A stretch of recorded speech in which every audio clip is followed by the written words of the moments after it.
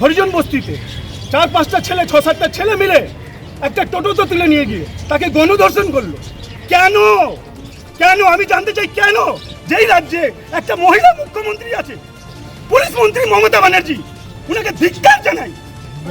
বাচ্চা মেয়েটা টিউশন পড়ে বাড়ি ফিরছিল, সেখানে দাঁড়িয়ে ওখানে দিয়ে টোটো করে তুলে নিয়ে গিয়ে সেই বাচ্চা মেয়েটাকে গণধর্ষণ করা হলো।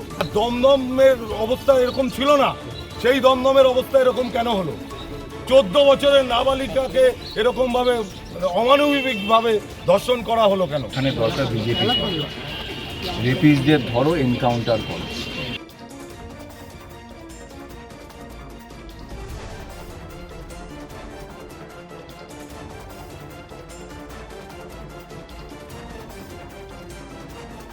ফের নাবালিকাকে গণধর্ষণের ঘটনা। কমলাপুর গার্লস স্কুলের 7ম শ্রেণীর ছাত্রীকে জোর করে টোটোয় তুলে নিয়ে গিয়ে ধর্ষণের অভিযোগ। অভিযুক্ত ওই নাবালিকার এক বন্ধু সহ 3 জনকে গ্রেপ্তার করল পুলিশ। রবিবার ব্যারাকপুর আদালতে ধৃতদের হাজির করে পুলিশ। সেখানেই তারা দাবি জানায় হেফাজতে নেওয়ার।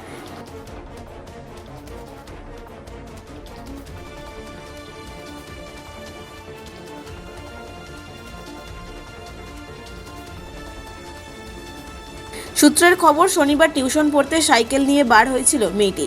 এক পরিচিত যুবকের সঙ্গে তার দেখা হতে দুজন মিলে কমলাপুর পার্কে বেশ কিছুক্ষণ সময় গল্প করে। এরপর ওই যুবক ও তার আরও 2 বন্ধু মিলে মেয়েটিকে জোর করে টোটোয় তুলে নিয়ে যায় মতিলাল কলোনির হরিজন বস্তির একটি ঘরে। সেখানেই 3 যুবক মিলে নির্যাতন চালায় ওই নাবালিকার উপর, এমনটাই অভিযোগ। অভিযুক্ত বিকি পাসওয়ান, রাজেশ পাসওয়ান এবং শুভজিৎ সাহা এলাকারই বাসিন্দা। অভিযুক্তদের বাড়ির লোকজন রবিবার থানায় এসে কান্নায় ভেঙে পড়েন। পেশায় টোটো চালক শুভজিৎ সাহার স্ত্রী দমদম থানায় দাঁড়িয়ে জানান তিনি কিছুই জানেন না। শনিবার রাতে তার স্বামী টোটো চালিয়ে ঘরে ফিরে খাওয়ার পরে শুয়ে পড়ে। রাতে পুলিশ এসে থানায় নিয়ে আসে। বলছি কি হয়েছে আপনি বলতে পারবেন? আপনার স্বামী হ্যাঁ এরকম আপনার স্বামী এরকম করলো একটা, কালকে রাত্রিবেলা বাড়ি গেছিল?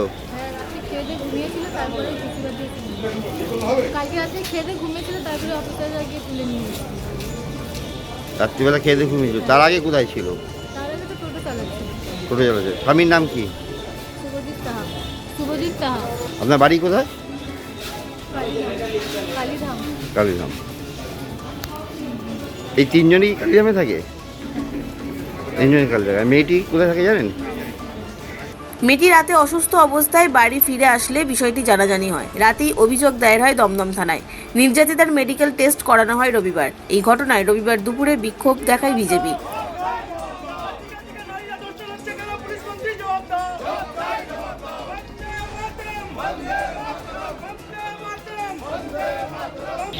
আপনাদেরকে বলে রাখছি, এখানে দরকার বিজেপি রেপিস্টদের ধরো, এনকাউন্টার করো।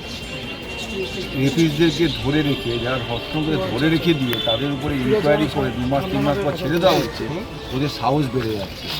প্রতিদিন পশ্চিমবঙ্গ জুড়ে মহিলাদের উপর নারী নির্যাতন, তাদেরকে তুলে নিয়ে গিয়ে ধর্ষণ, এসব ঘটনা ঘটছে। আমি অফিসারের ঘরে গেছিলাম, উনি যেভাবে বলছে ওনার পরিবারে যেরকম ঘটনা ঘটতো, কিংবা তৃণমূলে যারা নেতা নেত্রীরা তাদের বাড়িতে ঘটনা ঘটতো, চুপ করে থাকতো। যার বাড়িতে হচ্ছে তারা বুঝতে পারছে, আর যারা আমরা পাশে দেখতে পাই তাদের মধ্যে কষ্ট হচ্ছে না। আমাদের বাড়িতে পরিবারের মেয়েরা আছে, আমরা বুঝতে পারছি এই ধরনের ঘটনা ঘটলে কী হতে পারে। এই সরকারকে ইমিডিয়েট চলে যেতে হবে। এই অপদার্থ সরকারকে, অপদার্থ মুখ্যমন্ত্রীকে ইমিডিয়েট মানুষ যদি বিদায় না জানায়, তাহলে এই রাজ্যের বেহাল দশা হবে, বেহাল। এই আপনি আজকে মাইক ধরে দাঁড়িয়ে আছেন, আপনাকে বাড়িতে আপনার বউ বাচ্চাকে পাহারা দিতে হবে। আমাদের এই কারণে যে দমদমের বুকে এরকম একটা গণধর্ষণ হয়ে গেল, সেখানে পুলিশ নির্বিকার। এখনো পর্যন্ত শুনেছি যে 1 জনকে অ্যারেস্ট করেছে, 3 জনকে অ্যারেস্ট করেছে। তা কালকে হয়েছে জিনিসটা, এতক্ষণ সময় কেন লাগলো আমরা দমদম থানার কাছে জানতে চাই। আর দমদমের অবস্থা এরকম ছিল না, সেই দমদমের অবস্থা এরকম কেন হলো? 14 বছরের নাবালিকাকে এরকম ভাবে অমানবিক ভাবে ধর্ষণ করা হলো কেন? পুলিশের ভূমিকা কি বলবেন? পুলিশের ভূমিকা একদম নগণ্য দমদমের বুকে। এর আগে আমরা অনেকবার অনেক বিষয় নিয়ে কমপ্লেন করেছি, তার সদুত্তর এখনো পর্যন্ত পাইনি। বাচ্চা মেয়েটা টিউশন পড়ে বাড়ি ফিরছিল, সেখানে দাঁড়িয়ে ওখানে দিয়ে টোটো করে তুলে নিয়ে গিয়ে সেই বাচ্চা মেয়েটাকে গণধর্ষণ করা হলো। বাড়িতে হরিজন বস্তির একটা বাড়িতে সেই গণধর্ষণ করা হলো, কেন হবে? আর এই প্রশাসন ধিক্কার জানাই আমি এই একটা কোন রাজ্যে আমরা বাস করছি?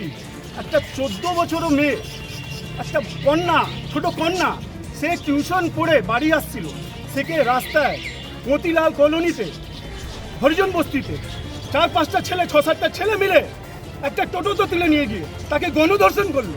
কেন? কেন আমি জানতে চাই কেন?